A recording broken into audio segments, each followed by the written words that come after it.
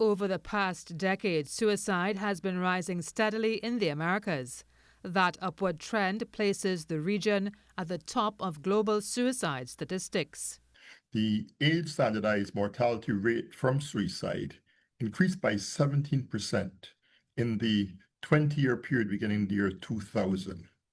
And therefore, the region of the Americas now has the highest suicide rate of all the WHO regions. Studies also show there are sharp differences between men and women.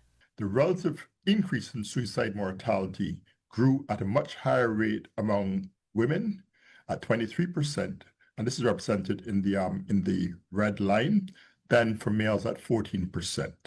Every year, about 100,000 people across the Americas die by suicide. While North America reports the largest numbers, the Caribbean records some of the highest rates.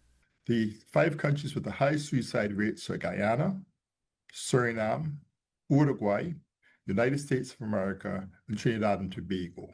Experts warn that suicide is not just an issue among the younger population. People 50 years and older, the adults, they actually make up the greatest proportion of suicides in the region. And about 70% of suicides occur in men over 50 and 65% in females over age 50. So it's the old adults who have the highest burden of suicides.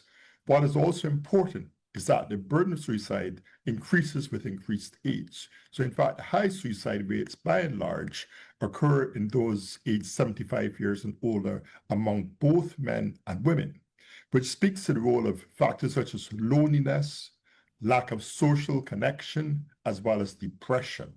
In the Caribbean, access to mental health care remains a major obstacle. Services are often limited, underfunded, or unavailable in rural communities. And many people avoid seeking help because of fear, shame, or discrimination. There are a number of key barriers to advancing suicide prevention, and really the site is very comprehensive, and it includes the lack of national suicide prevention strategies that incorporate evidence-based interventions. We have major gaps in information and data. They're very weak on suicide surveillance systems. There's also poor availability and access to quality community-based mental health services. There's good news, though. In 2023, the Americas adopted a regional strategy for suicide prevention, and countries are now being urged to make it a national priority. So in order to reduce suicide in the region of the Americas, we need to prioritize prevention at the highest levels of government. That is political buy-in, political will, political investment and engagement. For those facing depression, suicidal thoughts, or other challenges, the Ministry of the People, Social Development and Family Services provides free counseling and psychosocial support at 800-2673.